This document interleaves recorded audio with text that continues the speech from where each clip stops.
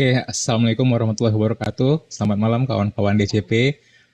Malam ini kita ketemu lagi di sharing DCP sharing. Topik malam ini itu tentang mental health dan mencegah burnout untuk desainer. Nah, jadi untuk narasumbernya itu ada Intan Adi Putri.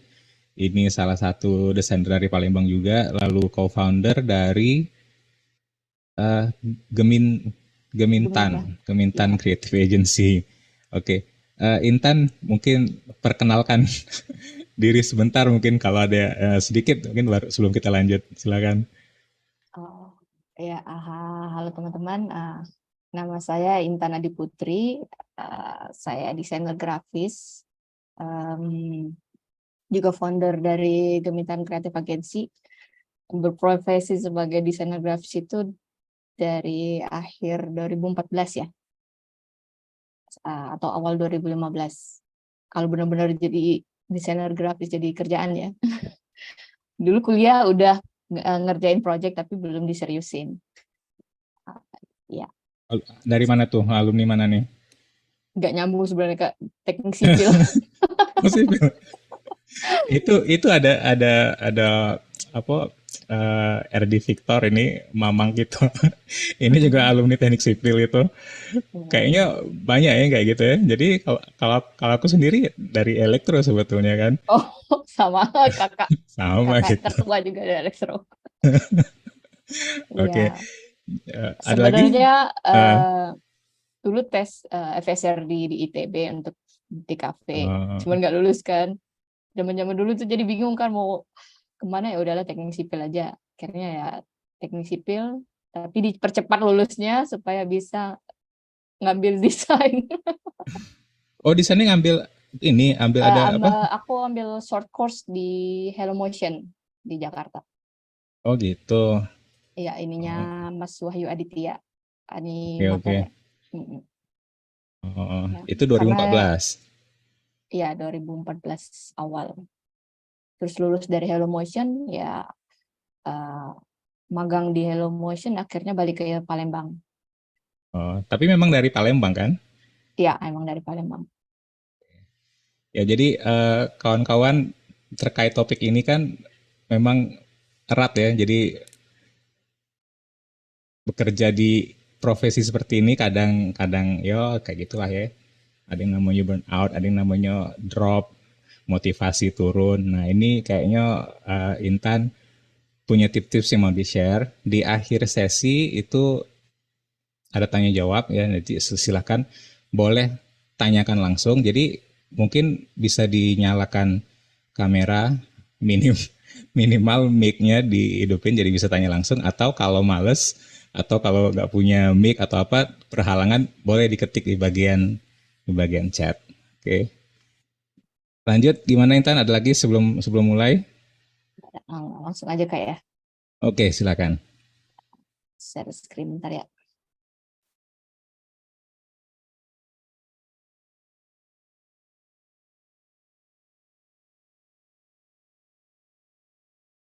Oke.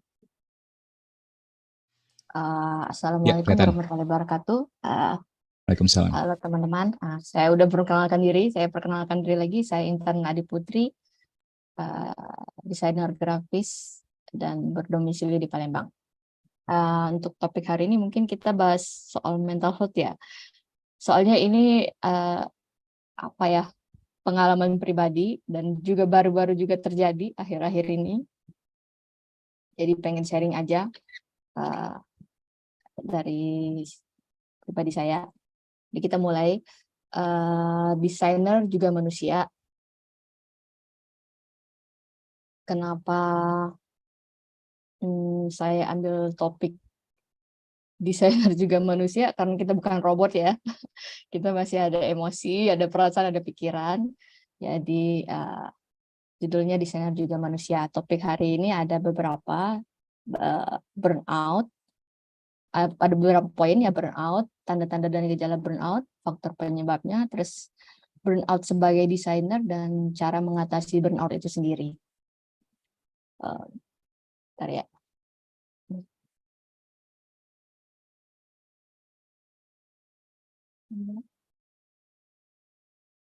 Bentar.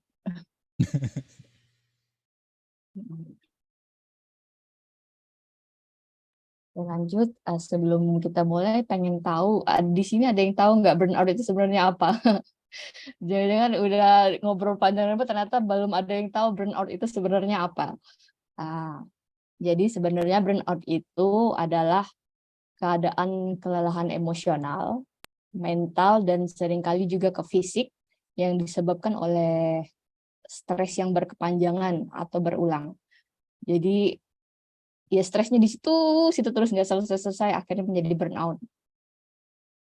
Sebenarnya nggak hanya pekerja kreatif sih, orang kantoran pun juga sering, profesi-profesi yang lain ya, ada juga yang terkena burnout.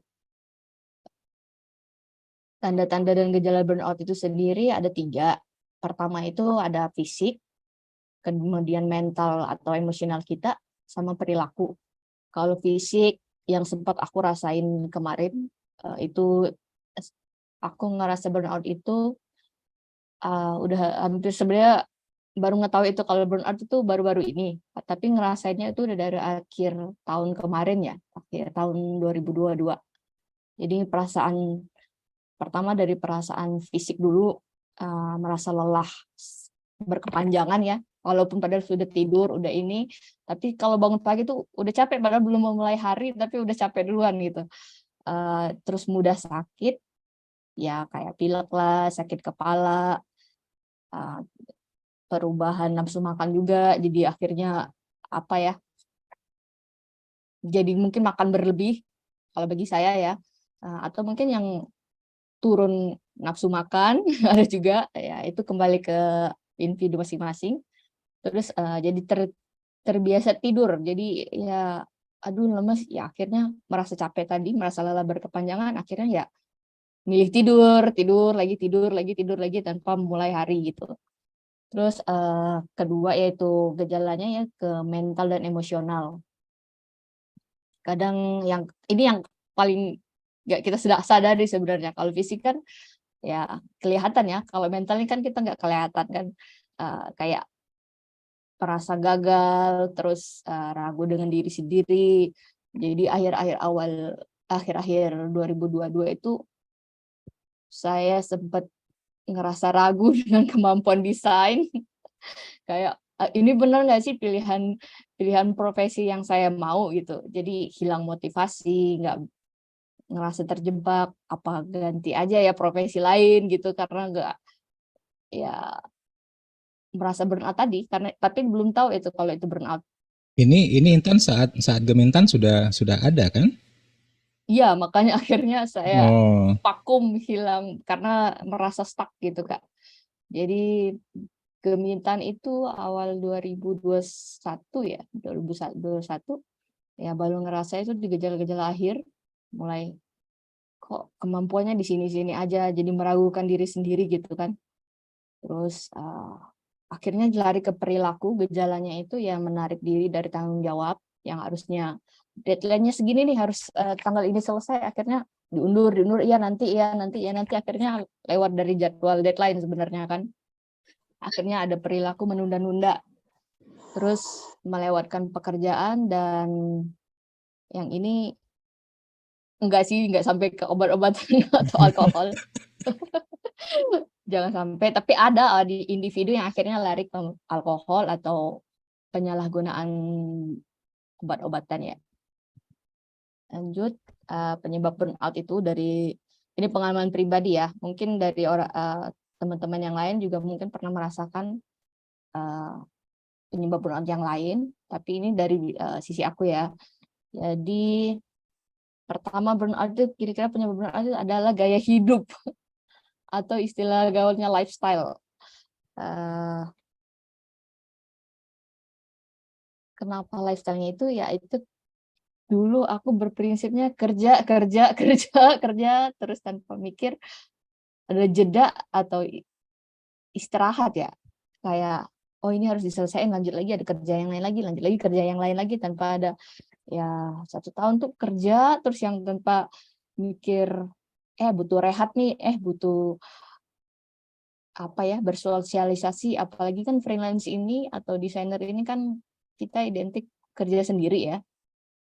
Jadi karena keasikan kerja, terus keluar rumah juga males gitu kan, mau ketemu orang juga nanti aja belum selesai kerjaan ini. Jadi pernah hampir berapa minggu nggak keluar rumah ya karena cuman bangun tidur kerja, habis itu balik lagi makan, ini kerja lagi, akhirnya lupa untuk bersosialisasi. Terus time management yang buruk juga. Terus yang pernah saya alamin yaitu mengambil terlalu banyak tanggung jawab. Maksudnya kayak ngerasa yakin bisa gitu ya, maksudnya udah ada kerjaan satu lagi, kan kerjain ini, oh ya boleh, kita terima aja tanpa tahu batas diri, tanpa tahu limit diri, kalau tanpa apa ya, kalau kita bilang lupa boundaries, kayak lupa batasan, jadi ya, oh aku bisa kayaknya kerjainnya, oh aku bisa kayaknya ngerjainnya. Jadi akhirnya lama-lama kita kewalahan sendiri. Pekerjaan banyak, tapi bantuan tuh nggak ada gitu. Jadi ya akhirnya ya tadi burnout tadi, akhirnya stres sendiri tanpa solusi, ya akhirnya ke apa namanya, gejala perilaku tadi yang akhirnya menunda pekerjaan. Terus yang keempat itu tidak cukup istirahat atau tidur. Jadi ya tidur tuh kadang tengah malam, kadang ya harusnya normalnya tidur itu ya adalah 7 sampai 9 jam ya untuk setiap malam. Kadang kan kita sebagai desainer dapat inspirasinya malam sebenarnya ya. Ini banyak yang relate pasti. Sebenarnya dapatnya malam. Tapi setelah aku pikir-pikir ternyata itu nggak sehat gitu. Walaupun kita kerja malam, tapi apa ya kalau mau bilangnya ya, tetap istirahatnya nggak cukup. Kita bangun pagi juga nggak segar gitu, walaupun cuma tidur 3-4 jam gitu. Terus yang terakhir itu bagi saya perfeksionis atau selalu ingin tampak sempurna. Ini yang bikin burnout juga sebenarnya. Semua kerjaan tuh mau terlihat sempurna, akhirnya nggak selesai-selesai. Oh ini nanti ini. Jadi akhirnya bikin burnout sendiri. Jadi akhirnya salah satu penyebab burnout saya kemarin ya semuanya mau terlihat tampak sempurna sebenarnya. Ya, manusia nggak ada yang sempurna sebenarnya. Jadi cara mengatasi burnout saya waktu itu adalah, ini gampang-gampang susah sebenarnya, yaitu manajemen stres. Kita harus banyak, sampai sekarang pun saya juga masih banyak belajar soal manajemen stres. Tapi kita harus tahu dulu stres dan stresor, penyebab stres kita itu apa. Jadi sebelum manajemen stres kita itu, kita harus mengenali apa ya, stres ini nih karena apa dan penyebabnya apa, dan itu harus kita selesaikan, jangan biarkan lama-lama. Makanya tadi dibilang burnout itu adalah stres yang berkepanjangan, karena nggak kita cari solusinya, yang kita biarin aja, nanti bakal selesai sendiri. Masalah nggak selesai kalau kita nggak selesaiin gitu. Cari solusinya. Jadi kayak misalnya ya kayak deadline, jadi stres kan mikirin deadline ini. Ya jangan didiemin, ya dikerjain, diselesaikan, walaupun ya dengan perasaan yang berat atau apa, ya selesaikan. Karena kalau kita selesaikan ya itu yang malah menjadi burnout kita nanti. Ya semua orang beda-beda ya untuk manajemen stres, tapi bagi saya ya itu tadi. Terus nggak jauh dari manajemen stres, ya salah satu berkaitan adalah manajemen waktu. Manajemen waktu ini juga penting. Jadi di sini saya pakai diagramnya Eisenhower Matrix. Sebenarnya ini bisa dipakai juga untuk task management. Ini juga baru juga belajar, karena awal-awal kan saya nggak time management juga kacau. Jadi di sini kita bisa lihat prioritas kita apa.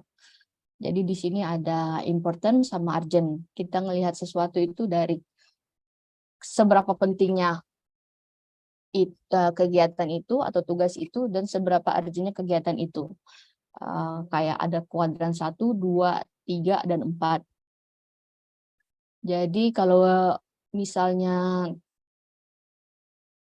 tugas dari klien itu urgent dan important, ya lakukan. Jangan kamu diamin aja, nggak bakal selesai. Ya lakukan saat itu juga, jangan ditunda-tunda lagi.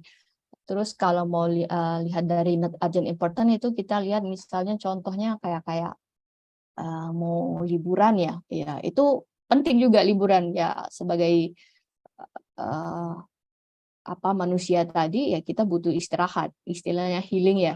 Jadi itu nggak urgent tapi penting karena itu bagian dari manajemen stres juga ya. Makanya di situ masuk kuadran 2 ya kita rencanakan liburan itu kapan gitu. Kalau ke kuadran ketiga itu ya kayak misalnya urgent tapi not important ya kayak misalnya kalian dapat job nih tapi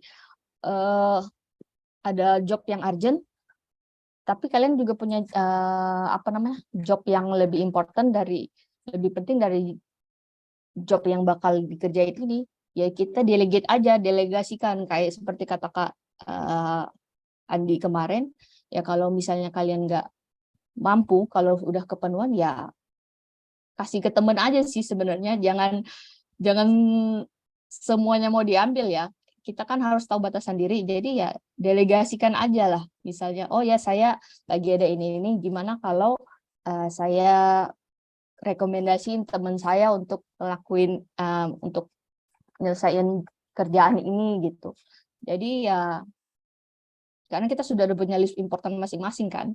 Nah, terus kalau ke kuadran keempat ini not urgent, not important. Biasanya sih kalau ini saya lihat kayak ngecek sosial media ya nggak harus eliminate sih. Dikurangin aja. Maksudnya ya cek sosial media itu kadang penting kadang enggak juga tapi ya menurut aku ya sesekali aja lah nggak harus sering jadi ya itu masuk ke kuadran keempat jadi kita harus belajar manajemen waktu mana yang penting mana yang urgent dan terus mana yang perlu dikurangin atau mungkin dieliminasi sekalian ya biar untuk mengurangi stres kita juga atau ya misalnya ngecek ya itu tadi sosial media tadi ya. Terus yang ketiga adalah olahraga. Saya akhirnya baru sadar kalau bergerak itu penting. Ternyata itu adalah salah satu penawar stres juga. Minimal bergerak itu penting karena kadang kita terlalu fokus bekerja sampai lupa dengan kesehatan kita sendiri ya. Karena kita kan desainer itu kebanyakan duduk ya. Kalau mau dibilang kebanyakan duduk dan lihat layar. Itu sebenarnya nggak sehat. Jadi sekarang saya mulai olahraga untuk ini juga salah satu penawar stres. Jadi kalau bisa minimal untuk lakukan olahraga rutin itu ya 15 atau 20 menit sehari. Kalau misalnya susah ya kayak keluar kamar deh atau keluar tempat kerja kayak jalan-jalan di tempat aja kayak 15 menit kalau misalnya ngerasa susah untuk keluar dari rumah gitu kan. 15-20 menit itu udah cukup untuk Ini bergerak ya. bentuknya apa nih, Intan? 15 Apa? sampai 20 menit ini olahraganya. Bebas Kak, itu tergantung pilihan aktivitas masing-masing. Oh, Jalan jadi kaki di tempat pun bisa gitu. nggak harus sampai keluar keringat atau apa maksudnya gitu. Ya, biasanya 15-20 menit udah keluar keringat sih Kak. Oke. Pasti keluar keringat biasanya. Oke. Ya, tapi kalau bisa aktivitas di luar sih, biar kita apa namanya ada sirkulasi udara juga lah ya. Nah, dan keempat adalah tidur yang cukup, yaitu pasti. Dan tidur normal itu untuk orang dewasa 7-9 jam. Dulu tidurnya saya berantakan ya, maksudnya tidur tengah malam, bangunnya subuh, terus habis itu kadang ya kacau lah jam tidurnya nggak ini. Jadi akhirnya sekarang saya biasain tidur di antara jam 9 sampai jam 10 malam. Eh, tidur kadang susah ya kita mau tidur di saat jam itu, tapi dibiasakan. Biasanya kalau kita sudah biasa tidur tepatin jam 9 atau jam 10, nanti jam biologis kita mengikuti sendiri jadinya. Nah, tidur ini cukup untuk melatih fokus kita untuk keesokan harinya. Bagus juga untuk kesehatan. Kadang kita lupa ya, kerja yang tadi aku bilang, kerja akhirnya lupa tidur. Yang kelima adalah sosialisasi atau bersantai, atau kalau aku bilang adalah jeda ya. Sosialisasi ini juga penting untuk desainer, terhubung dengan keluarga, teman, atau komunitas. Kemarin-kemarin ya karena kerja di rumah, terus tidak ketemu orang secara langsung, yang kadang-kadang ya, kita lupa berkomunikasi, kita lupa apa ya, sharing feelings sih sebenarnya. Ngobrol ya, mungkin cerita tentang apa yang kita rasain sama teman atau keluarga. Jadi kemarin pas saat-saat burnout, akhirnya aku memilih keluar rumah, nemuin temen, ngobrol ya, sharing aja ya tentang apa yang sedang dirasain. Makanya kita butuh teman untuk sharing yang apa yang kita rasain. Mungkin mereka bisa mengurangi rasa stres kita, atau berkumpul sama keluarga, atau ya kayak gini sharing sama teman-teman komunitas biar dapat ilmu baru kalau kita stuck misalnya.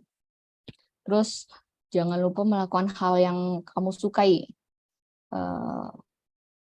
Semenjak kerja ini aku lupa kalau aku hobi gambar dulunya. Jadi kerja terus akhirnya lupa kebiasaan kesukaan kita gitu kan. Padahal sebenarnya itu juga penting untuk melatih penawar stres kita juga.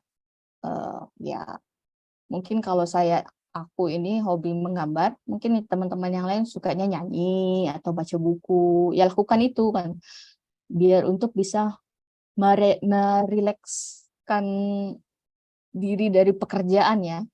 Kalau makan nggak dihitung ya? Makan makan yang sehat Kak. Sebenarnya itu salah satu masuk untuk cara mengatasi burnout itu ya eating well sebenarnya Kak. Cuman ya dari aku juga masih susah ya. Mengurangi gula aja. Paling simpel sih mengurangi gula aja. Ya kayak minuman bersoda, kue-kuean yang manis-manis udah mulai aku kurangin.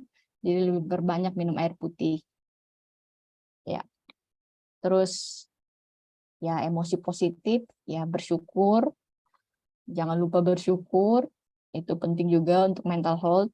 Jangan terlalu terlalu membebankan diri sampai lupa bersyukur. Beribadah ya sesuai kepercayaan masing-masing atau spiritual, meditasi, yoga, atau mungkin kegiatan mindfulness. Nah, itu nanti bisa dicari aja itu cara-caranya. Terus kalau misal dari sekian banyak yang sudah kita lakukan kita masih ngerasa burnout, nah yang paling terakhir yaitu bantuan profesional. Ya ketemu psikolog atau psikiater. Nah, biasanya untuk membantu kita menguraikan masalah-masalah kita. Kalau misalnya kita sendiri nggak bisa menyelesaikan masalah itu, kalau dari aku sih, jangan takut, jangan malu, ya itulah gunanya untuk mental health. Jangan menjadikan mental health itu aib, ya sharing aja apa yang kita butuh dari profesional, bantuan profesional kayak psikolog dan psikiater. Dan yang terakhir yang intinya adalah work-life balance, ya keseimbangan antara pekerjaan dan kehidupan.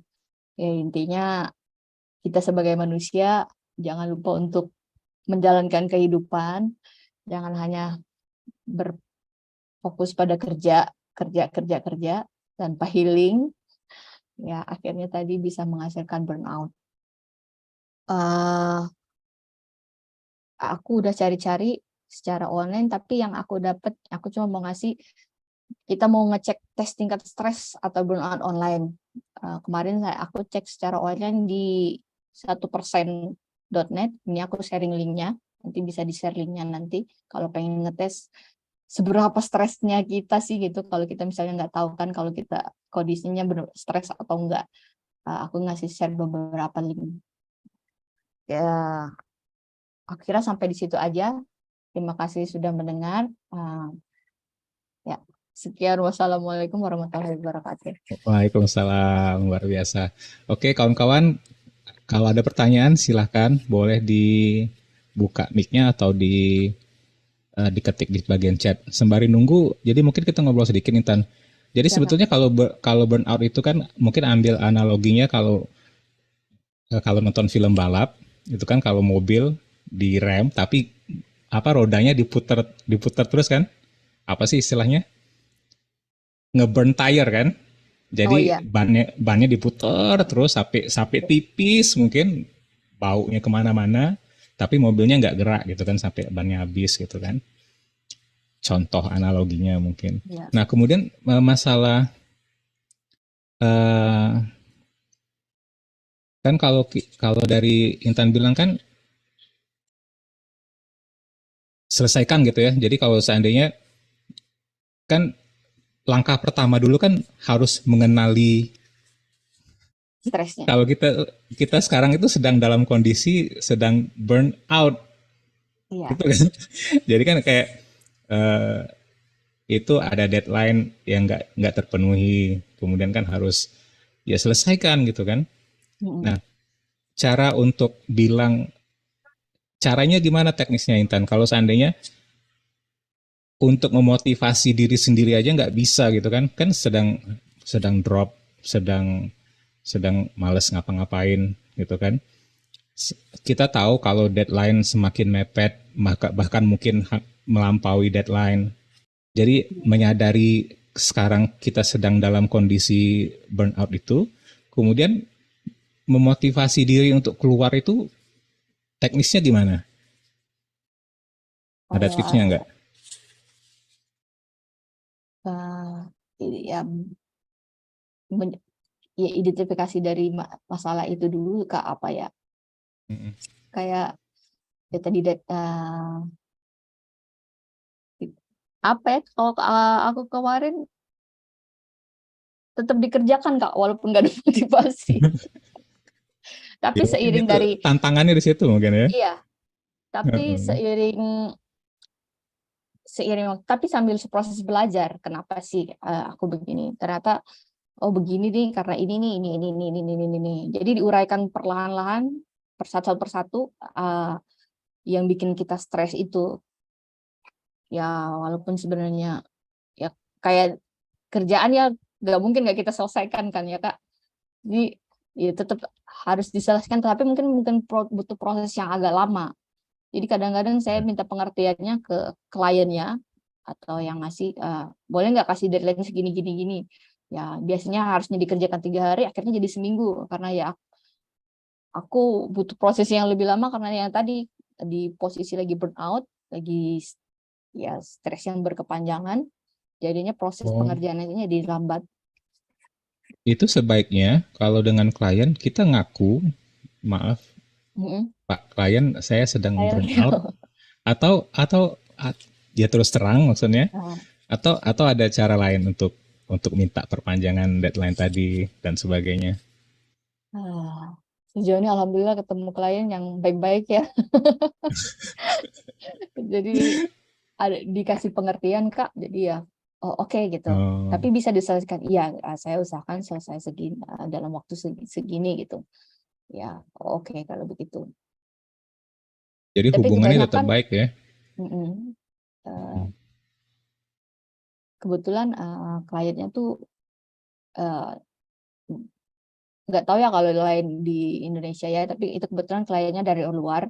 Jadi ya mungkin mereka lebih lebih paham tentang apa ya, mental health ya.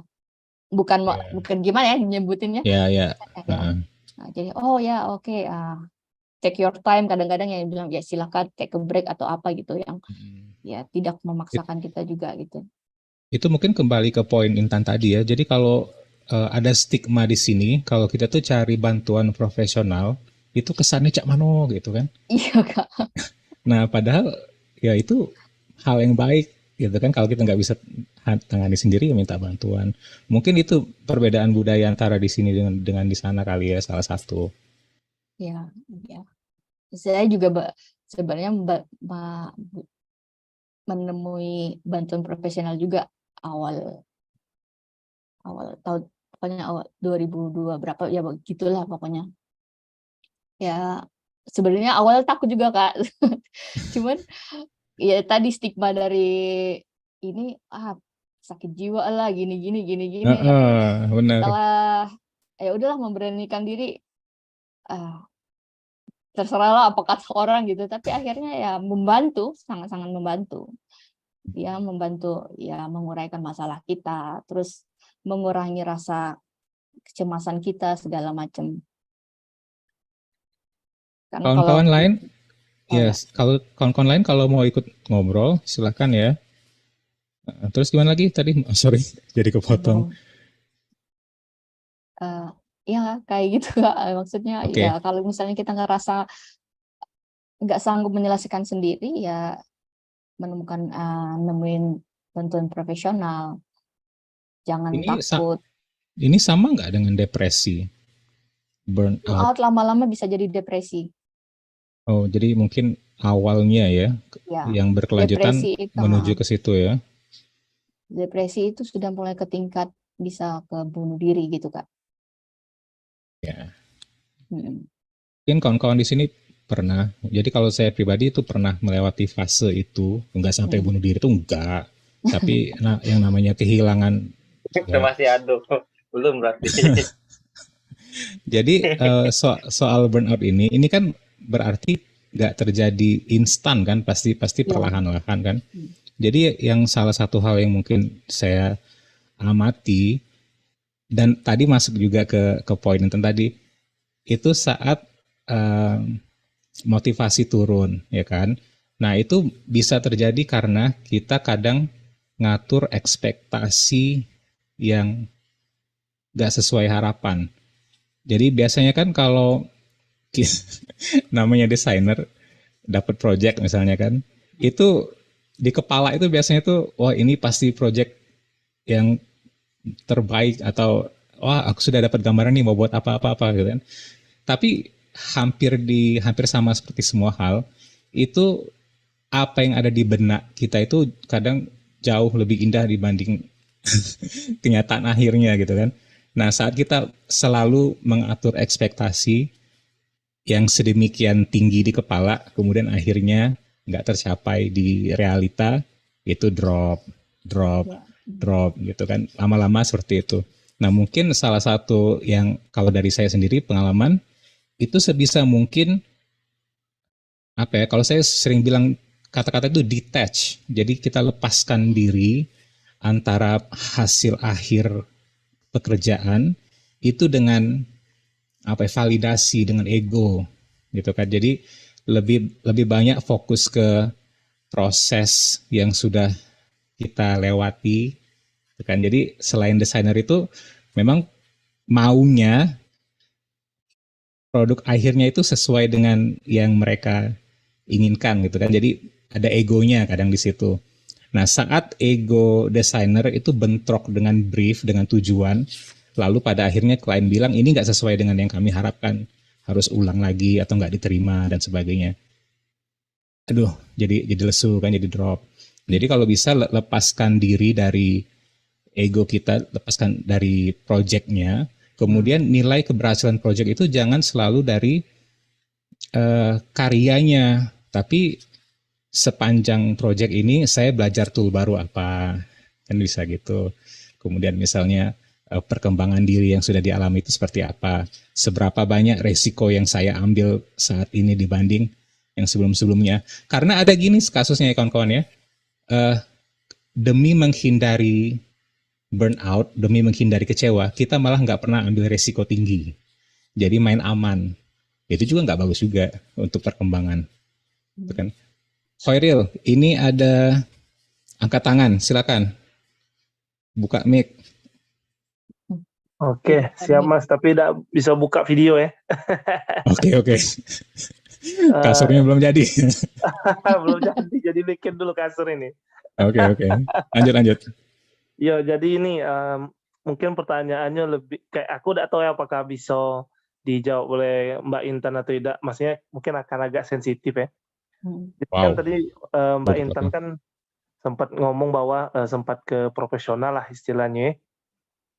Nah, boleh tidak mungkin spill kayak mungkin dia nanya apa, terus kita cerita apa, terus dia ada kisah apa? Dia ngasih solusi ke kita tuh kayak mana?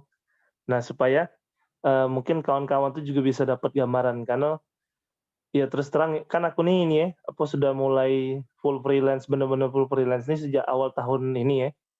Nah, mulai kerasa tuh kayak ya entah bosen lah ya, terus mulai turun motivasi, kata Mas Andi tadi sama Mbak Intan juga. Nah, mungkin bisa di-spill lah, mungkin beberapa pertanyaan sama saran-saran dari profesional, cak mana sih kayak itu. Oke. Gimana? Langsung jawab, Kak. Ya, silakan. Oh ya. Tenaga profesional itu kan ada psikolog sama psikiater ya. Jadi kita harus tahu bedanya dulu apa psikolog sama psikiater. Kalau psikolog itu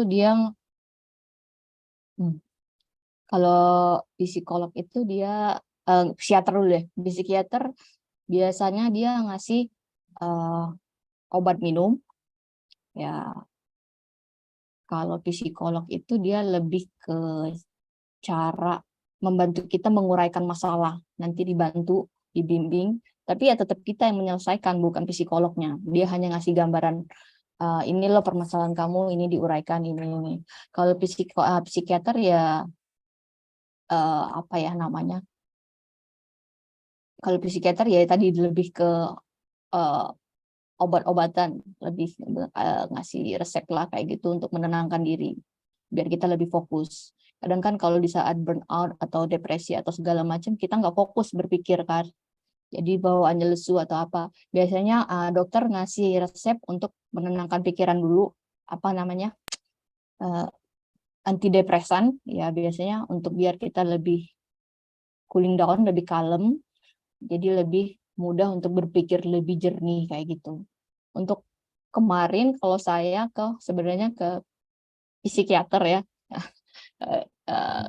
karena saya susah tidur kemarin, insomnia, udah coba ini, coba itu, ternyata nggak berhasil.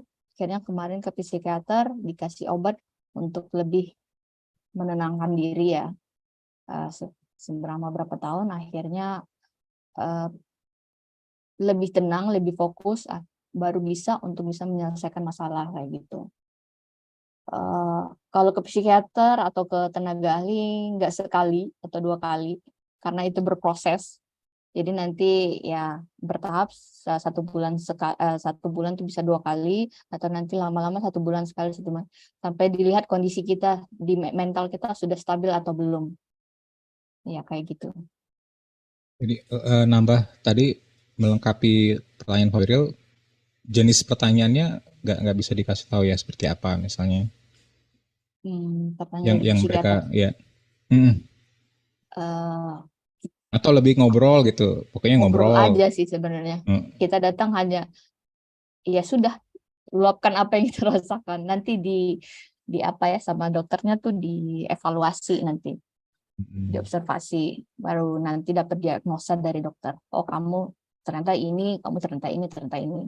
Nanti dikasihnya obat atau resep, dan dikasih cara-cara penanggulangannya, gimana kamu harus ngadepin ini. Dan salah satunya dari dokter ya, untuk teman-teman yang lain, yang paling penting satu itu adalah olahraga. itu Itu ya. olahraga paling penting. Itu salah satu merilis stres kita. Jadi dokter pun selalu bilang, kamu olahraga nggak hari ini gitu. Ya itu sih. Khairil sudah terjawab belum itu?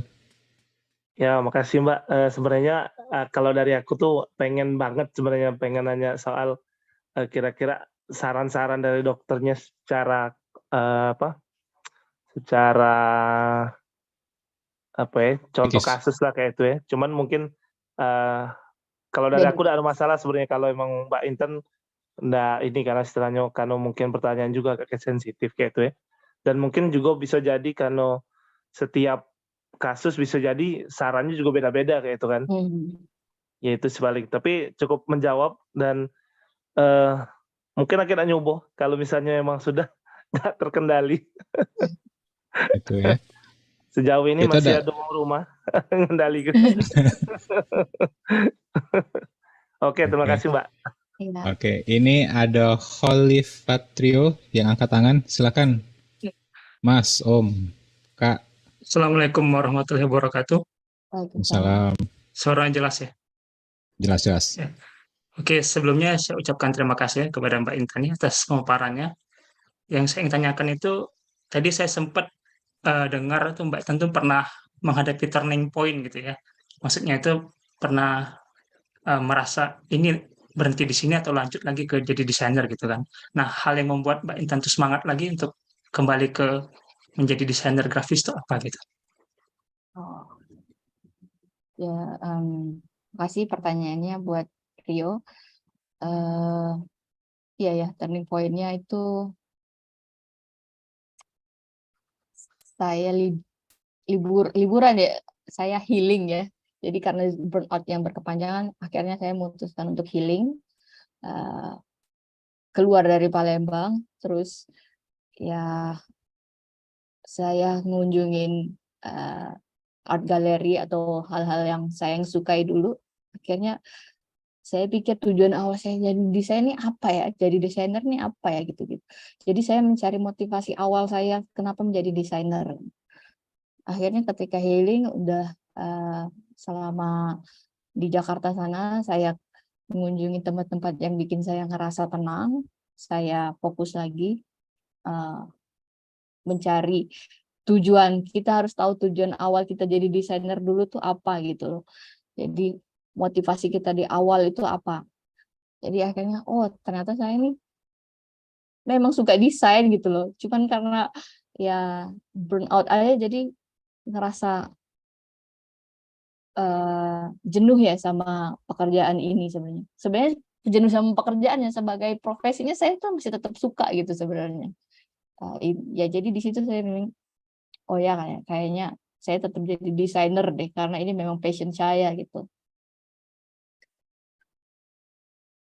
Mungkin bisa terjawabkan pertanyaan dari Jadi balik Mas. ke passionnya gitu ya. Ya, Oke. tujuan awal ya awal kenapa kita milih itu kita harus tahu motivasi awal kita. Ya, evaluasi lagi apa sih kenapa sih aku dulu ambil jadi desainer ya jadi ngerefleksi ke belakang lagi ya dulu udah sejauh ini kok tiba-tiba stuck ini oh ternyata saya tetap seneng desain ya jadi ya udahlah kita jalanin ya tapi dengan sembari melakukan proses pemulihan stres tadi gitu burnout tadi. Ya, jadi kalau kalau orang bilang itu do what you love what you do gitu ya. Kurang lebih Ya gitu ya. begitulah. Do what you love and what do ya. Ya. Nah, kalau saya sendiri sih karena basicnya orang kantoran ya. Yang paling bikin berat itu ketika kita menghadapi co-partner yang agak nyebelin tapi kita ngerasa nggak enakan gitu kan. Jadi saya mengutip dari perkataan Bang Andi tadi, ya kalau memang sudah nggak bisa di apa sih lagi butuh istirahat bilang aja ke kliennya gitu kan terus terang banding speak up gitu kan tinggal lagi penyampaiannya gimana gitu kan harus dengan bahasa yang enak didengar logis dan argumennya bisa diterima gitu ya paling gitu aja sih kalau kalau orang kantoran sih kalau burnout-nya gitu ya. Ya sih. Oke, makasih Mbak Enten atas jawaban. Oke, thank you Mas Rio. Jadi kalau ambil apa kasus umum ya internet, kalau burnout itu yang normalnya itu berapa lama sih terjadinya itu? Maksudnya satu sesi satu sesi burnout itu ya mungkin dalam sepanjang karir itu mungkin beberapa kali burnout gitu kan. Sekalinya terjadi itu ada waktunya nggak biasanya, atau sepanjang weekend atau sepanjang minggu, atau bisa terjadi Ya, kapanpun gitu. jadi tadi Kak, burnout itu kan stres berkepanjangan. Kemarin tuh ya aku belum tahu stresnya karena apa Oh, segala macam. Jadi akhirnya proses burnoutnya jadi makan waktu yang lama. Jadi dari awal akhir 2012 itu ngerasain burnout, tapi belum tahu itu burnout Kak. Cuman ngerasa ya cuman ini aja sih, kayaknya butuh jeda aja gitu. Tapi kok lama-lama kok ngerasa nggak percaya diri, terus mulai meragukan diri sendiri. Terus akhirnya aku cari tahu ini apa sih, gejala-gejala ini apa, rasa-rasa emosional, terus mudah sakit segala macam. Akhirnya baca, oh ini namanya burnout gitu loh. Akhirnya, oh jadi selama ini aku ngerasa burnout. Jadi akhirnya makanya di situ mencari solusi. Ya, apa sih solusi? Jadi baca-baca, nonton podcast, atau ya mencari ilmu lah untuk menyembuhkan, mengatasi burnout ini, bukan menyembuhkan sih, mengatasi burnout ini. iya, lebih ke menunggangi ya. Jadi biar Iya, biar biar lewat dengan aman gitu ya. iya. Jadi kayaknya banyak hal di mental health ini, ya banyak topik memang kan. Kalau dulu tuh saya pernah tulis masalah imposter syndrome.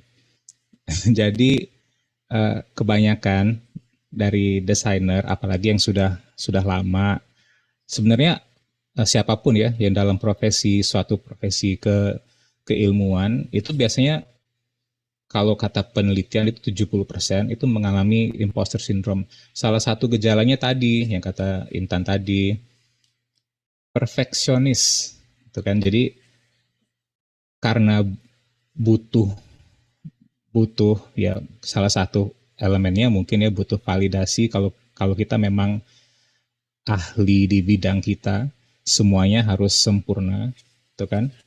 Dan saat semuanya nggak terjadi sesuai dengan yang kita bayangkan, itu timbul. Jadi imposter syndrome itu sindrom di mana kita merasa kalau semua pencapaian kita pada sampai ke titik itu terjadinya bukan karena diri kita, tapi karena keberuntungan, karena karena membual.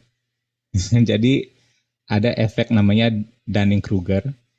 Biasanya kalau orang baru mulai itu tingkat PD-nya kan tinggi sekali. Jadi makanya ada orang bilang semakin makin banyak ilmu makin menunduk gitu kan. Karena grafiknya persis seperti itu. Saat orang baru mulai belajar sesuatu, itu mungkin dia merasa tahu semuanya. Jadi di situ yang mungkin percaya dirinya itu tumbuh tinggi sekali. Seiring waktu, seiring belajar, ilmu baru nambah terus. Dia semakin lama semakin sadar bahwa makin lama dia tahu, dia makin sadar dia makin nggak tahu. Di situ yang kepercayaan dirinya terus turun ke bawah, terus turun. Sampai ke titik paling bawah, itu imposternya keluar. Saya ini sebenarnya nggak tahu apa-apa. Padahal dia merasa nggak tahu karena dia sudah lebih banyak tahu. Dan dia khawatir orang lain bisa melihat kalau kita itu sebetulnya nggak tahu apa-apa. Padahal kenyataannya nggak seperti itu. Manifestasinya ya itu perfeksionis dan sebagainya, sampai harus mengorbankan kesehatan dan sebagainya gitu ya. Mungkin kaitannya salah satu nyambungnya juga ke situ. Kemudian masalah tidur. Saya setuju ya. Jadi kalau Intan bilang kalau tidur untuk orang dewasa itu sampai 7 sampai 9 berapa? jam. 7 sampai 9 jam normalnya. Iya, sebab kata pakar otak, saat tidur itu juga yang otak kita itu merekap semua kejadian yang terjadi di saat kita sadar, kemudian menyulamnya jadi apa ya? Kalau di film Inside Out itu disetor ke memori jangka panjang. Kayak gitu kan. Jadi analoginya banyak ini psikiater atau psikologis yang bilang ya, film Inside Out itu banyak analoginya ke mental health beneran. Nah, termasuk salah satunya pentingnya tidur. Nah, kalau menurut Intan, kalau tidur itu sama nggak? Misalnya kalau kita punya waktu sebaiknya 9 jam, ya misalnya 7 sampai 10 jam sehari. Itu satu Di sesi siang hari ya. panjang, iya, atau kalau kita pecah-pecah jadi beberapa sesi sama nggak efeknya gitu? Enggak. Jadi aku pernah baca juga ternyata tidak sama 7 sampai 9 jam itu tidak termasuk dengan jam tidur kita siang. Jadi jam napping ya, napping time. Jadi enggak termasuk 7 sampai 9 jam itu jam tidur normal untuk malam hari. Jadi terus kalau mau secara normalnya ya juga kalau mau tidur siang tuh paling lama tuh seharusnya 20 menit, Kak.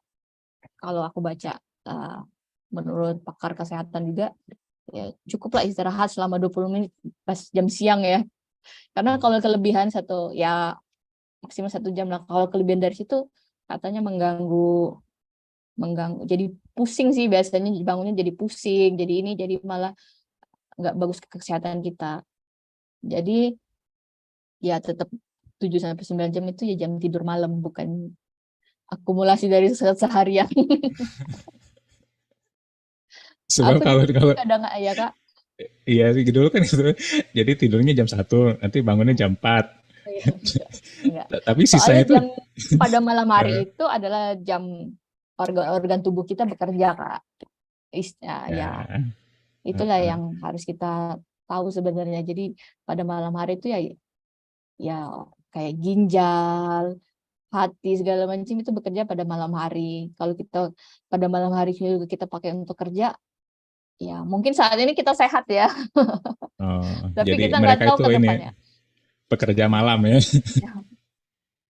Jadi saya udah mulai mengurangi tidur malam. Jadi ya misalnya apa namanya, paling maksimal tuh ya jam 11 lah ya. Ya, Oh, jadi malam ini jam belum ya, belum lewat ya, belum dikit lagi. nggak. Nah, dikit lagi. Oke, Mas Ija silakan, ada pertanyaan? Eh, ya sebelum masuk pertanyaan mungkin sedikit juga ngikut bahas terkait masalah tidur ya, masalah tidur. Oke. Kalau Cristiano Ronaldo itu tidurnya kayak kata Mas Andi tadi dipotong-potong.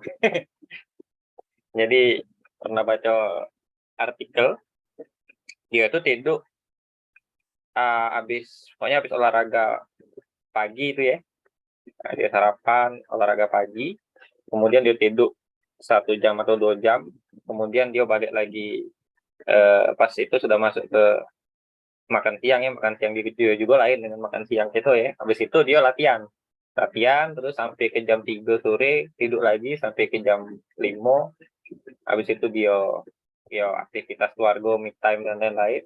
Malam dia masuk latihan atau enggak match ya, pertandingan. Jadi tidurnya dipotong-potong nih sampai ke malam juga kayak itu, tidak lengkap misalnya 8 jam atau 6 jam ya, tapi itu mungkin beda Kayak jadwal dia dokter, kali ya. beda teori ya. Ya mungkin juga masalah jadwal ya. Cuma memang aku juga sepakat kalau misalnya tidur itu agak lama gitu ya, bukan cuma sebentar atau sepotong-potong. Apa karena yang ngalami juga kan memang lebih enak itu kita tidur dulu, entah itu 4 sampai 5 jam atau mungkin 6 jam ya. Kemudian kita bangun fresh kerja. Nah, habis dari fresh kerja itu selesai kerja, ya kita beraktivitas dan bersosialisasi. Jadi bukan cuma sekedar beraktivitas ya, dan bersosialisasi, temu ngobrol, balas chat atau mungkin kita ya mencengkrama di grup kan. Karena itu penting untuk balance kita ya. Karena kita kalau dewean terus itu, ya rasanya sumpah ya, se-introvert kita ya pasti ada titik jenuh kan. Dan se-extrovert kita juga pasti ada saat kita pengen menyendiri. Ya mungkin itu yang perlu di ini juga ya. Nah, ini masuk ke pertanyaan aku. Nah, ini terkait burnout kan. Nah, jadi pernah nggak mungkin Mbak Intan itu ada di posisi terendah gitu di dalam hidup. Nah, kemudian membandingkan dengan burnout ini, kira-kira atau kira-kira lebih berat mana gitu, atau mungkin ini sama gitu, setara sama di titik terendah itu kayak mana kira-kira?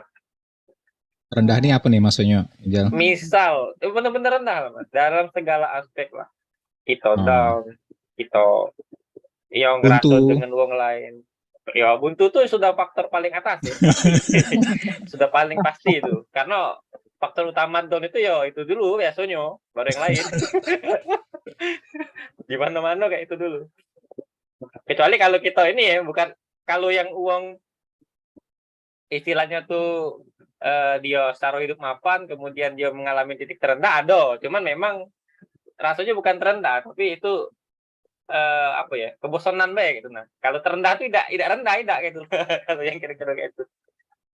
Jadi maksudku ya dari sisi ekonomi kita terpuruk, kemudian dalam lingkungan sosial kita tuh mungkin di lingkungan kerja ya, ngerasa tidak dihargai dan lain-lain. Ya pokoknya benar-benar terburuk lah. Nah, kira-kira sama si burnout tadi sama tak suasananya? Atau mungkin belum pernah mengalami salah satunya. Misalnya yang titik terendah tadi belum pernah mengalami. Nah, itu kira-kira gimana tuh, Pak Intan? Oke. Oke, aku coba jawab ya. Ya. Apa ya? Burnout sih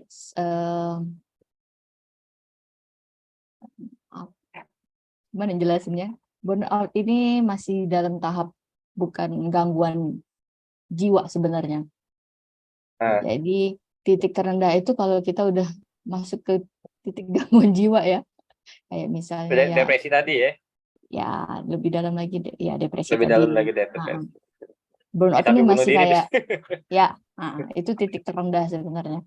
Kalau burnout ini ya hanya sekedar, bukan hanya ya, kalau hanya kayak meremehkan, tapi ya masih di tahap yang tidak di bawah depresi lagi lah, di bawah burnout itu masih ada depresi lagi. Jadi ya beda lah burnout sama titik terendah. Sama titik terendah. Oh jadi ini posisi mungkin kejenuhan tingkat akut lah kali ya.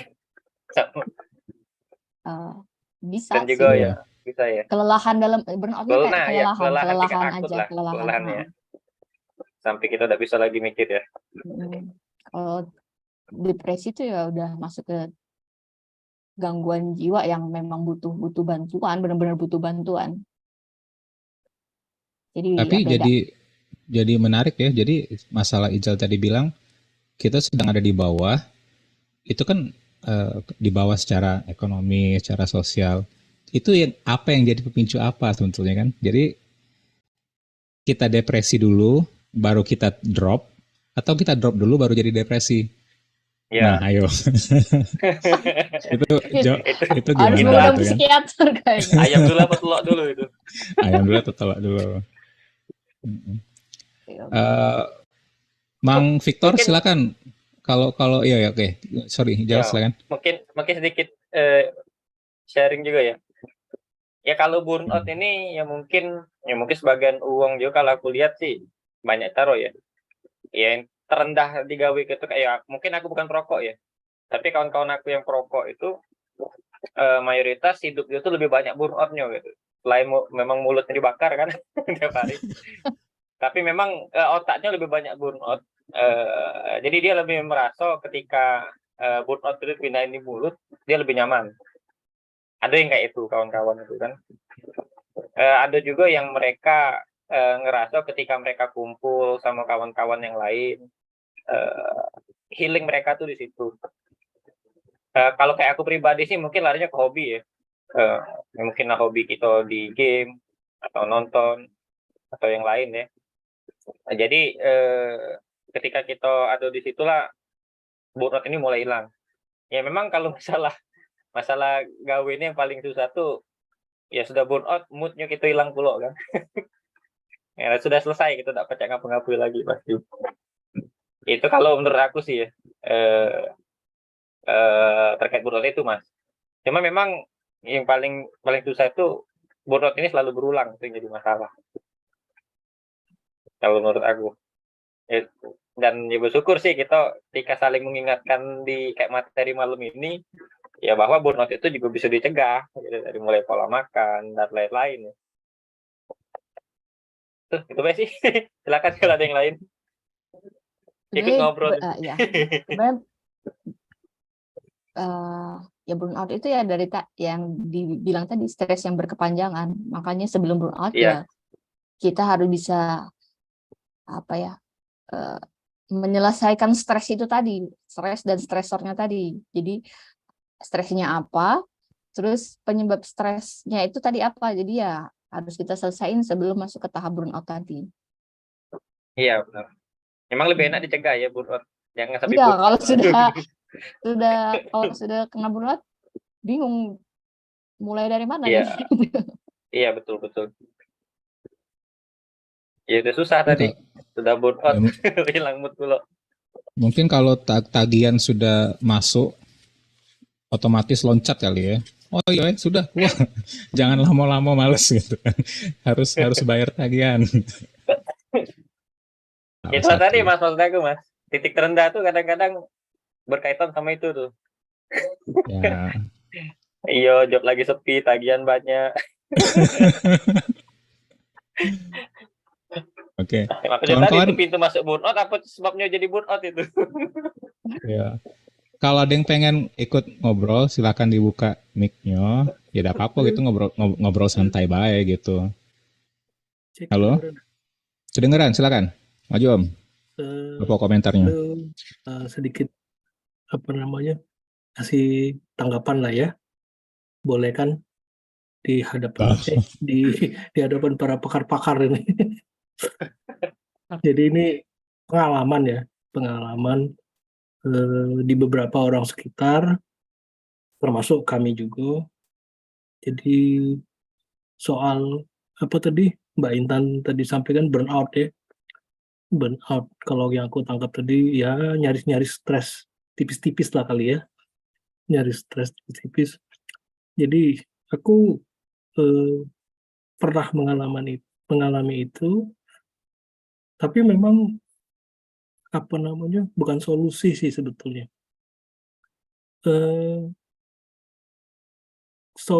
Kalau dibilang solusi sih tidak, tapi itu kebetulan ya. Tidak tahu itu kebetulan apa. Jadi berpindah zona ya. Jadi pada saat tidak tahu nak ngapoi, tidak tahu mesti gimana. Tadi aku komen di situ. Jadi ekonomi terpuruk itu bukan dampak dari titik terendah. Itu di beberapa teman yang aku lihat juga itu seperti itu. Jadi kalau dari sisi ekonomi, mereka tidak terpuruk, tapi mereka ada pada posisi titik terendah. Mereka tidak tahu mau ngapoi, mereka punya duit, tidak tahu nak ngapoi duitnya, mereka punya keahlian, skill, tidak tahu mereka nak ngapoi skillnya, buntu akal istilahnya tuh. Dan itu bikin mereka stres. Mereka punya kemampuan, mereka punya keahlian, mereka punya harta, tapi mereka tidak tahu nak ngapoi. Nah itu aku temui di lingkungan kerjaku yang secara skill mereka betul-betul orang terlatih ya.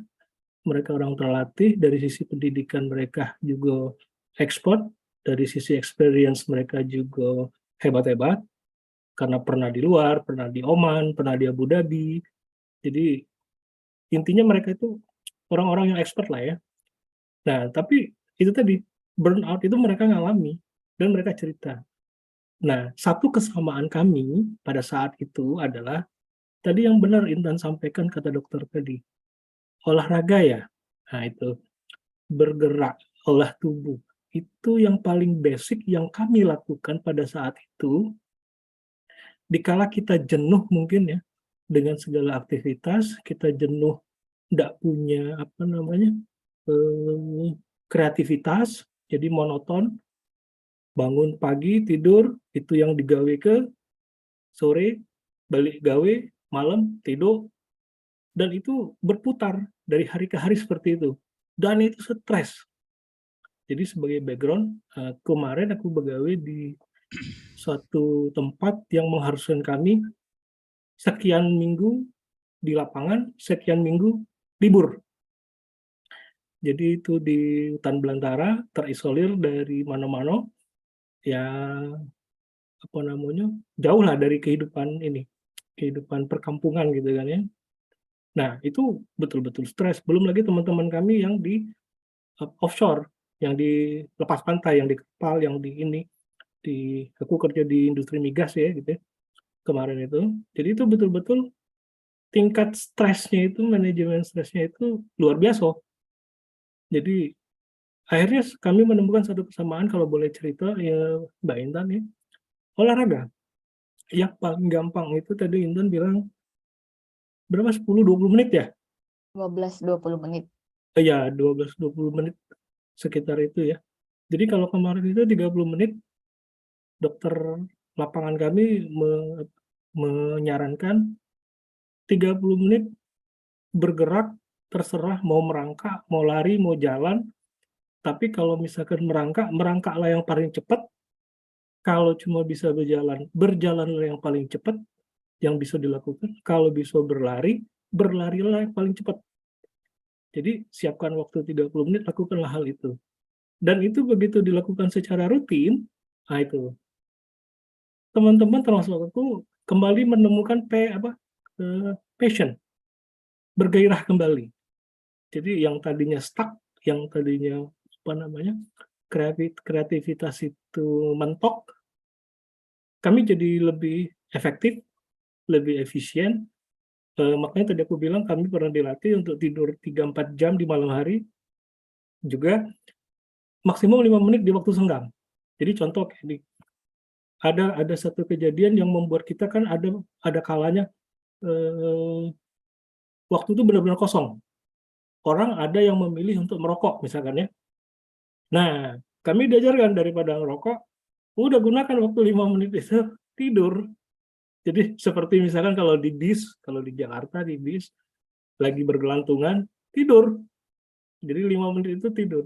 Nah, begitu kita tersentak terbangun, itu sekitar 180 derajat berbedanya, segernya itu dari yang tadinya letih, yang tadinya suntuk, yang tadinya ini begitu kita melek, itu seperti ada apa ya, kayak adrenalin tuh ngalir lagi gitu kan ya. Aku nggak bisa menjabarkannya secara kata-kata karena itu apa ya, perasaan ya, itu apa, setiap orang akan berbeda ininya ya, apa experience-nya akan berbeda gitu kan. Levelnya juga akan berbeda, tergantung itu tadi, tergantung tingkat stres yang mereka alami. Jadi semakin berat burnout atau tingkat stres yang mereka alami, ini kawan-kawan cerita gitu kan ya, istilahnya itu lompatan begitu mereka melakukan hal itu juga semakin ini, apa istilahnya itu, aksi reaksinya itu sepadan gitu. Kayak mana sih ngomongnya? Pokoknya secapek itulah dia ini, seseger itulah dia kembali. Jadi kalau capeknya 5 menit, misalkan segernya 5 menit. Kalau capeknya sudah berat, ya, begitu dia melakukan itu, plong itu legonian gitu. Nah itu ini, tapi setiap orang akan berbeda. Nah itu kami lakukan sampai akhirnya itu tadi, ternyata stres itu tidak hilang. Timbul stres-stres baru dari sumber-sumber yang baru. Jadi begitu selesai apa namanya, satu periode tertentu, stresnya hilang, normal nih, udah passionnya udah bangkit lagi, udah semangat lagi. Nah sepertinya yang kami alami dan juga beberapa teman, kayak ada siklus gitu, tapi pencetusnya berbeda, balik stres lagi. Nah itu jadi memang apa ya, rutinitas yang tadi yang Intan bilang olahraga itu memang kayaknya memang benar-benar harus dilakukan. Kenapa? Begitu kita kami evaluasi, teman-teman yang balik lagi termasuk aku sudah tidak olahraga lagi. Nah, jadi begitu mereka yang tadinya sudah lari, sudah jalan, sudah jogging, sudah running, sudah apalah pokoknya aktivitas olahraga apalah yang mereka lakukan pada saat itu, setelah itu mulai berkurang atau malah tidak lagi melakukannya sama sekali, itu balik lagi. Pencetusnya bisa beda-beda ininya tuh kan ya, tapi apa namanya, penyakitnya sama dengan mungkin level yang berbeda. Bisa lebih dalam dari yang sebelumnya, bisa juga tidak seberat sebelumnya. balik lagi ini. Nah itu apa namanya pengalaman yang pengen kami share ya. Tapi satu yang ini apa namanya satu kesamaan ya yang tadi Intan bilang. Olahraga itu ini kita bilang dari sisi dunia ya, dari sisi apa namanya yang Oke, kasih komentar lu, coba Intan. Ada komentar oh nggak iya sampai sini? silakan Mbak Intan. Ini caro panjang untuk bilang olahraga tuh salah satu cara penting, salah satu faktor penting untuk menghilangkan burnout itu kan. Nah, sebelum lanjut komentarnya, sebelum lanjut tadi sama Mang Victor tadi, Intan komentarnya kayak gimana tuh? Ya, sebenarnya dari olahraga tuh kita mengeluarkan hormon sih. Cuma aku lupa itu hormon apa ya, yang bisa membuat Endorfin. kita endorfin apa dopamin ya, lupa aku. Endorfin. Endorfin ya. Dopamin tuh obat keluar. Dopamin tuh kegirangan. Ya, pokoknya dari efek olahraga itu mengeluarkan hormon itu yang makanya kadang kita bisa bikin kita jadi lebih happy, lebih seger. Makanya dianjurkan untuk olahraga. Ya, jogging atau paling ini ya jalan cepat lah sih kalau misalnya kalau kita lari sakit dengkul ya. Jalan cepat, jalan-jalan aja. Itu udah cukup kok sebenarnya. Yang penting ya olahraga coba. Ya, dijadwalkan aja. Jadi aku pernah baca yang sehatnya itu adalah olahraga dalam seminggu itu 150 menit yang secara untuk apa namanya olahraga yang dianjurkan ya. Jadi 1 minggu itu kalau bisa olahraga sebanyak 150 menit normalnya. Ya, jadi kita bagi-bagi aja tuh 150 menit dalam seminggu. Mungkin hari Senin berapa menit, mungkin hari Selasa off dulu, mungkin Rabu berapa menit, yang kalau ditotalin ya 150 menit. Aku lagi berproses ke situ, jadi sampai saat ini sih masih belum nyampe ya, masih sekitar 60-90, tapi aku targetnya kalau bisa seminggu itu 150 menit. Ya terserah mau olahraga apa, bisa jalan, bisa lari, sepedaan, atau mungkin fitness, ya bebas. Jadi kalau dari pengalaman Mang Victor, kemudian dari catatan Intan tadi memang idealnya memang dijadwalkan gitu ya. Jadi memang olahraga itu masuk ke salah satu bukan ritual ya, tapi salah satu pola hidup gitu kan. Kalau Kaisar tuh rasanya dia sampai beli membership gym gitu ya. Itu mungkin karena didesak, karena sudah bayar membership. Kalau kadang kan kalau kita tuh sudah keluar duit, kalau nggak dipakai kan rugi. Mungkin itu salah satu faktor untuk setengah memaksa kita supaya olahraga gitu kan. Tapi kalau cara yang ekonomis, secara praktis mungkin diingat agar setiap hari kayak kata Intan dan kata Victor tadi, setiap hari dirutinin gitu kan, dicari waktu disempetin gitu. Atau Oke, ini Kak, cari teman olahraga. Kalau misalnya malas sendirian kan. Nah ini Jadi kasusnya aku sama kayak Victor tadi, bener. Jadi aku selain freelance, aku juga freelance di radio Play FM kalau yang lain tahu. Jadi kita punya jadwal. Jadi kita punya jadwal olahraga Kak. Jadi setiap seminggu itu ada berapa kali kita ketemu kumpul ya cuma untuk olahraga tanpa ngomongin kerjaan atau apa. Jadi semangat kan, ayo olahraga yuk hari ini gitu-gitu. Jadi ya pertemanan penting sih sebenarnya untuk biar kita lebih motivasi untuk olahraga. Bolehlah DCP kalau mau kita bikin olahraga jalan sore gitu. Jadi itu yes. Oke, lanjut Om. Jalan lanjut Om. Jauh. Mang, lanjut lagi silakan. Nak nyambung apa tadi? Oh ya, jadi itu balik ke olahraga tadi ya. Memang betul variasi di dalam olahraga itu penting. Jadi olahraga pun itu tadi bisa menimbulkan stres. Jadi setiap ketemu olahraga jalan atau lari gitu kan ya. Nah memang itu tadi dokter pun bilang, dokter di lapangan itu, jadi dalam 1 minggu itu kita ada sepedaan. Kebetulan memang difasilitasi kan, jadi lebih mudah melakukan hal itu, sepedaan. Sepedaan pun kita bagi dalam beberapa jenis. Contoh, sepedaan di jalan aspal, sepedaan di karena di sana tuh banyak hutan-hutan, jadi kayak cross country gitu kan ya. Nggak perlu yang rute yang berat-berat, tapi minimal ada rumputnya sedikit, ada pohonnya. Jadi untuk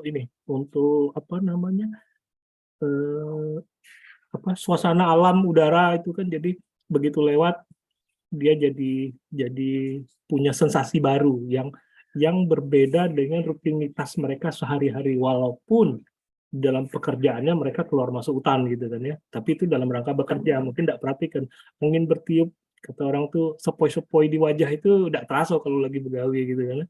Tapi begitu saat dia olahraga bersepeda rame-rame, itu mungkin lebih ada sensasi menyenangkan, dan itu mungkin itu kali ya yang disebut efek memicu efek menyenangkan tadi, entah itu dopamin, entah itu endorfin, pokoknya itu memberikan rasa rileks, rasa menyenangkan. Benar tadi kata Intan, tidak mengobrol atau tidak membicarakan masalah pekerjaan, pure benar-benar olahraga, melepaskan inilah ya, melepaskan Senang-senang penat, lah ya. ya happy lah, senang-senang. Merilis emosi negatif sih kalau aku bilang. Ya betul. Nah kebetulan ya, bersyukur lah ya, betulan manajemen di kantor itu termasuk sangat impress ya. Kenapa? Karena itu penting, kalau kami itu memang penting masalah safety ya. Karena apabila pekerja itu sudah konsentrasinya sudah teralihkan, itu akan sangat membahayakan, karena yang kami kelola itu adalah industri vital ya. Jadi kalau sampai ada kilang yang meledak gara-gara dia mungkin stres, ngantuk, kepikir mungkin anak sakit di rumah, sudah tidak ketemu keluarga seminggu misalnya kan, atau ada orang tuanya atau apa. Nah itu sangat berpengaruh di lingkungan kerja kami. Jadi apalagi pas COVID kemarin 2 tahun hampir, itu pola pola bekerja, pola beraktivitas itu berubah sama sekali. Kalau kemarin bekerja biasa-biasa, kami harus sebelum masuk ke lapangan itu, ke lokasi kerja, kita harus 10 hari di karantina dulu. 10 hari di karantina, dicolok hidungnya, kalau dia negatif baru diangkut ke sana, kalau positif ditaruh ke rumah sakit, dipulihkan dulu lah. Dipulihkan dulu.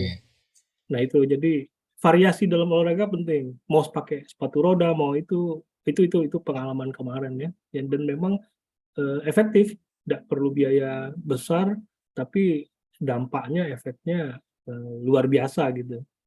Mungkin itu, Mang Andi. Ya, thank you.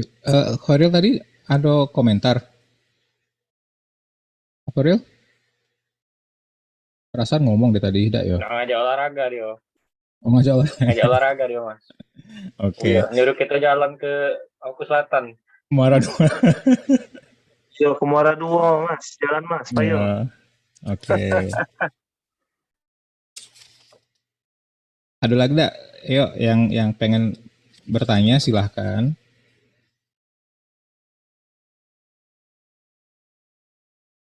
Oke, jadi Intan tadi di akhir bilang masalah work-life balance. Ya, nah itu komentar Intan itu kan kalau dulu itu ada si Simon Sinek ya yang suka ngomong-ngomong itu kan talk show bukan talk show ya, ngasih ya ngisi-ngisi talk gitu kan. Dia bilang kalau bukan work-life balance yang penting, tapi work-life integration. Sebab kalau work-life balance itu seolah-olah harus pilih antara satu kan. Jadi kalau kita pilih work, mengorbankan life atau work. Nah, jadi bukan work-life balance, tapi mesti di harmonize jadi satu. Bukan dua bagian yang harus diseimbangkan, tapi dua-duanya itu harus dikelola bersamaan gitu kan. Atau gimana tuh? Ada komentar enggak? Iya, yang sebenarnya dulu Mas Andi juga pernah bahas ya. Nggak tahu tahun berapa, Mas. Lama kan. Yang masalah ikigai itu kan. Pernah ya? Share dulu Mas ya, di grup ya. Masalah ikigai.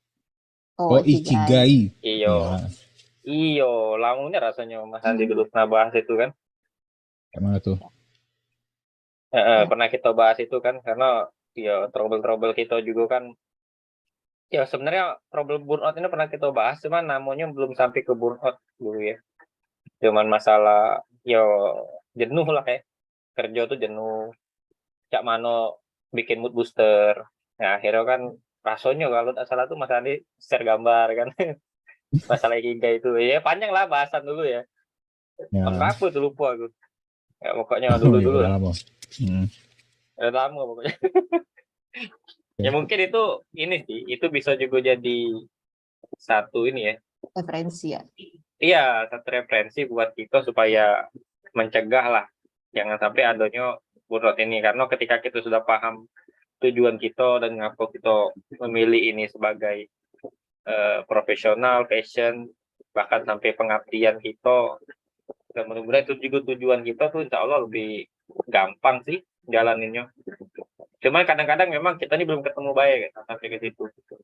Ya, jujur kalau burnout sih kalau aku baik sih seringnya bahkan sebulan pacak 3-4 kali kan. Ya gampangnya sih ghostingnya klien aku 3 hari tinggal ke klien aku ngomong ke sorry aku tak gawe kemarin full gawe 10 hari lumayan itu kan. Yo Itu kalau klien yang klien sama luar ya? negeri sih tidak juga sih mas. Ya. Ada yang klien yang reguler paham, klien yang baru-baru yang tidak paham kan. Ya kalau kau nak, ya aku sih kasarnya ya, cuman tersirat ngomong kan kalau kau nak aku gawe terus, yo sesuai ke standar aku dengan gaji tempat kamu, ya. Kasarnya kan kayak itu. Cuma kan aku freelance dengan kamu kan, terserah aku kan fleksibel waktunya. Kasarnya kan kayak itu kalau kita ngomong ya, cuman dengan cara halus lah. Jadi setidaknya memang hal itu pasti sering terjadi lah. Ya tidak terlepas karena masalah gawe kan burnout ini. Masalahnya masalah yang lain lebih banyak ya. Ya apalagi yang kawan-kawan yang sudah punya anak, yang sudah punya cucu kan. Mas Andi nggak ketawa Mas Andi. Tidak mas, aku bergaul dengan yang kawan-kawan yang punya cucu, yang sudah punya cucu itu kebetulan itu mas. Oh, itu ya. Iya, kadang-kadang kan burnoutnya lain-lain ya, bukan cuma karena mereka sudah mendekati masa pensiun kan, dan juga bahkan sudah ada yang pensiun, mereka enggak ya kayak bapak-bapak yang pengurus masjid ya misalnya ya. Ya, Di komplek kayak lagi itu, burnout mikirin itu mereka tuh ya. beda-beda. Ya kan kalau kita ngumpul di rombongan bapak-bapak komplek sambil main golf itu kan, ada lah cerita burnoutnya ada. Ya, ketika kita kumpul sesama kita di sini burnoutnya ada. Ya memang itu penyelesaiannya ya olahraga bagus, bersosialisasi juga bagus. Yang penting kita mencoba pikiran kita tuh tetap terbuka lah sama lingkungan. Ya ketika kita terhubung dengan orang lain tuh lebih kecil peluang kita untuk burnout. Nah aku tuh yang bikin aku burnout itu kan karena aku menghadapi lingkungan yang sama tiap hari. Itu paling besar faktor aku burnout itu. Aku menghadapi lingkungan yang sama setiap hari. Apa lingkungan aku? Ya perangkat-perangkat inilah yang sering kita hadapi kan. Termasuk lingkungan di rumah itu yang sering bikin aku burnout. Ya bukannya pekerjaan itu semata-mata yang bikin kita burnout. Ya bahkan ketika kita tadi di Ikigai ya, justru pekerjaan itulah yang bikin kita balik lagi moodnya. Apalagi kalau misalnya ngedeal ke project gitu kan, naik lagi biasa tuh kan mood gitu. Mungkin itu sih. Oke. Ada lagi tambahan kawan-kawan? Atau mungkin kita bugoyor nak selesaikan? Sudah masuk waktu untuk memulai sesi tidur 8 jam, 9 jam gitu hari ini. jangan sampai ini kan. Ada lagi? Hilna silakan. Sedikit, Mang. Oh ya, lanjut. Soal masalah apa namanya, like and dislike di tempat kerja gitu kan ya. Kalau apa? Like and dislike. Like and dislike, oke. Ya suka dan tak suka di lingkungan kerja ya. Ini kalau di lingkungan kami ya, mungkin di tempat lain beda-beda kali ya. Di sini itu udah ada soal suka tidak suka ya. Istilahnya itu you mau ngapain, mau nungging kaki di kepala di kaki itu is your business ya, nggak ada hubungan. Tapi yang dilihat itu apa yang bisa kamu selesaikan dalam satu project, dalam satu case. Jadi, you mau jungkir balik ngerjakan itu, mau santai-santai ngerjakan itu, mau berbagai cara, terserah. Kalau itu pekerjaan individu, selesaikanlah secara individu, kalau memang sudah dibagi-bagi. Tapi kalau itu kerjaan tim, ikuti SOP. Jadi, ada beberapa proyek itu ada yang harus dilakukan secara tim ya. Misalkan bongkar sumur, misalkan lagi maintenance ya. Nah, itu harus tim. Nah, itu pada saat bekerja itu makanya dilihat dulu. Mereka yang lagi stres, mereka yang lagi itu kelihatan nanti pada saat, karena kita ada safety meeting, safety talk setiap kali memulai pekerjaan itu 5 menit maksimum, sekedar ngobrol-ngobrol ini. Nah, nanti dari situ ada kelihatan orang yang lagi stres, orang yang lagi psikologisnya terganggu, yang lagi tidak konsentrasi itu kelihatan, dan mereka biasanya disuruh minggir dulu. Nah, jadi begitu sudah clear, baru mulai kerja. Nah, pada saat kerja, itu tadi, bos nggak peduli, misalkan yang penting targetnya hari ini harus selesai, dalam satu periode, ya udah selesai. Kalau nggak selesai karena waktu, karena masalah cuaca, karena masalah eksternal ya, bukan ini, itu beda kasus. Misalkan hujan, misalkan atau ada apa gitu kan, itu beda, itu pekerjaan ditunda. Nah, kadang yang seperti itu juga bisa membuat stres. Jadi ada banyak faktor. Tinggal itu tadi, kami lebih banyak komunikasi dengan dokter di lapangan itu penting, memang salah satunya itu tadi untuk memanage, memberikan manajemen stres ya. Ya balik lagi ke individu masing-masing ya. Diharapkan mereka itu bisa tahu kondisi dirinya sendiri pada saat mereka lagi capek, komunikasikan, pada saat mereka lagi letih, komunikasikan, pada saat lagi mereka apapun itu komunikasikan. Jadi kita bukan psikiater ya, ada dokter lah, ada dokter umum, tapi mereka istilahnya tuh bisa jadi jembatan lah ya, bisa jadi jembatan untuk menyampaikan, sehingga pada saat mereka lagi tidak bisa bekerja atau bukan menolak bekerja, pada saat itu daripada terjadi insiden atau kecelakaan kerja, lebih baik mereka minggir. Nah, itu udah tertanam di situ. Jadi bukan karena sengaja, aku lagi malas hari ini, pura-pura tidak kerja gitu kan ya. Itu tetap akan ketahuan, kalau di situ akan tetap ketahuan gitu kan ya. Tapi kalau memang kondisi tubuhnya lagi tidak fit, baik secara psikologis maupun secara fisik, mereka akan ngomong, aku pun misalkan lagi letih, lagi ini karena kemarin gajiannya lembur misalkan ya, aku ngomong, dokter, aku kayaknya lagi tidak fit. Oh iya, perlu berapa lama? Mungkin 2 jam. Udah 2 jam istirahat. 2 jam istirahat, kaget sudah itu lapor lagi, baru gawe lagi. Ya, jadi mungkin itu sedikit. Jadi intinya kita harus tahu kondisi tubuh kita masing-masing gitu. Kita tidak bisa menyerahkan kondisi tubuh kita itu ke dokter, karena dokter pun pada prinsipnya sih tidak akan tahu kondisi kita. Kalau kayak tadi Mbak Intan kan pasti kan disuruh cerita kan, tadi kan aku dengar tadi, dok cerita apa aja, sehingga dokternya baru bisa memberikan diagnosa, bisa narik kesimpulan dengan keilmuannya. Oh, Mbak Intan tuh begini harusnya begini gitu loh. Nah itu, jadi lebih baik kita ya secara sendiri ya kita ini. Tapi pada saat kita tidak bisa, ya memang butuh itu tadi, butuh orang lain, butuh orang yang ahli di bidang itu, orang yang bisa memberikan solusi. Tapi yang paling penting itu tadi yang Intan bilang tadi, kita butuh teman untuk menemani pada saat lagi burn out. Bukan nanti malah sama-sama stres. Sudah datang stres, ketemu sama orang stres, sudah stres kuadrat itu. Udah itu baiklah. Nanti. Oke, ada lagi kawan-kawan? Mungkin kita sudah, kalau ada sekarang lah waktunya ya. Kalau ada sekarang atau tidak lagi gitu kan. Oke, Intan silakan. Kalau ada penutup dan mungkin ada pertanyaan yang tadinya ingin ada yang ditanyakan tapi nggak ditanyakan, silakan. Mungkin tutup sedikit, setelah itu kita rekap ya kali ya.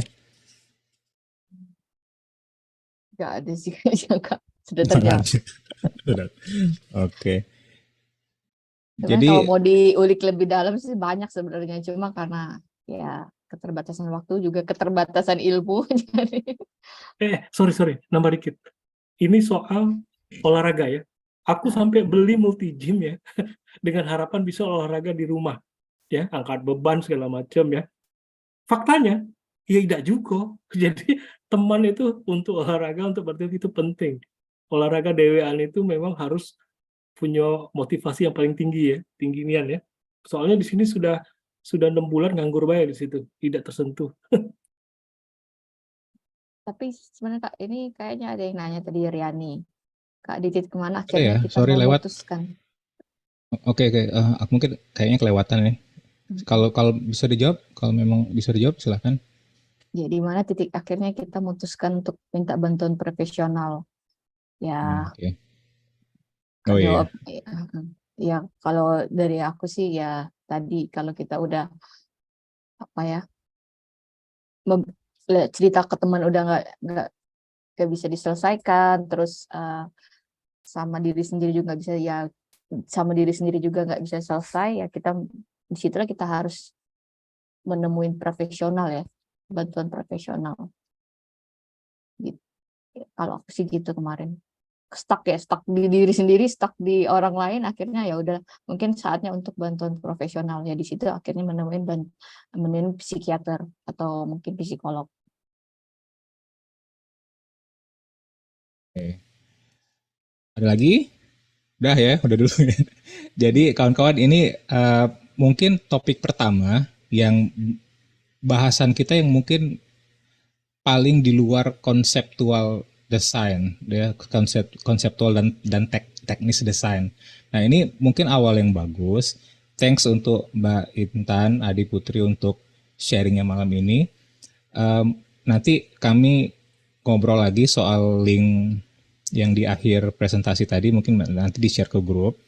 Kemudian kalau memang ada pertanyaan lanjutan itu silakan nanti rame-rame silakan nanti share di grup ya, kalau ada yang ditanyakan ya kita lanjutkan, maksudnya lanjutkan diskusinya di situ, jadi nggak perlu stop di sini tuh, oke gitu kan.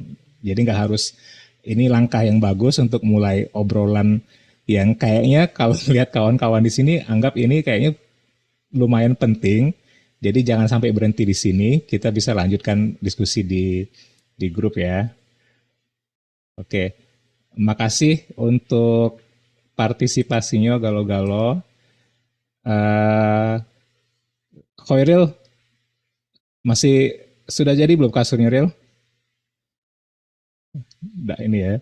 Dia ini soalnya yang galak mandu foto-foto ini dia. Jadi kalau tanpa Khairil kita lewatkan. Kita lewatkan sesi itu. Thanks lagi kawan-kawan, sekali lagi untuk partisipasinya di sini. Mbak Intan, Mas Ijal, Galo-Galo, Mas Rio, Mas Victor, Hirna sudah buka kamera, sudah siap-siap. Mau foto ya? Oke. Cepat baik ya kali ya. 1, 2, 3.